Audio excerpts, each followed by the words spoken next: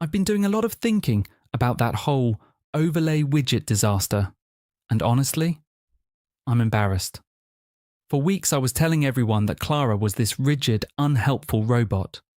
Every time we got on a phone call, it felt like she was just reading a checklist at me and hanging up. Total robot energy. I thought she was making my life hard on purpose.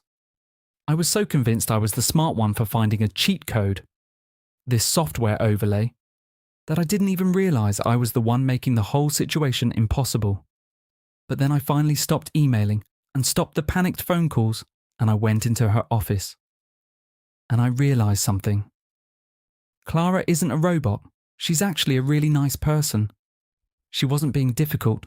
She was just being efficient. And I was just so deep in panic mode that I couldn't hear a word she was saying. We were speaking two completely different languages. When she'd talk about fixing the tags or the code, I was picturing myself having to learn how to rewrite XML or dive into the website backend, which for me is like trying to read Latin. I was in full freak-out mode, thinking she was asking me to become a software developer overnight. But when we sat down, I just pointed at my screen and said, "Clara, I literally cannot code this." She looked at me, completely confused, and said, "Vance, who asked you to touch the code? You don't need to write code, you just need to fill in these 3 boxes." It was simply filling in alt text and checking heading boxes for standard web pages, while complex files like scanned PDFs and interactive media were routed to our centralized digital accessibility office for professional remediation. We moved to one accessible by design template that does the heavy lifting for our staff. We stopped giving our teachers extra work and instead gave them a modern digital learning ecosystem built for true inclusive education. The files come out right the first time. And I realized I was trying to turn history professors into software engineers. That's not their job.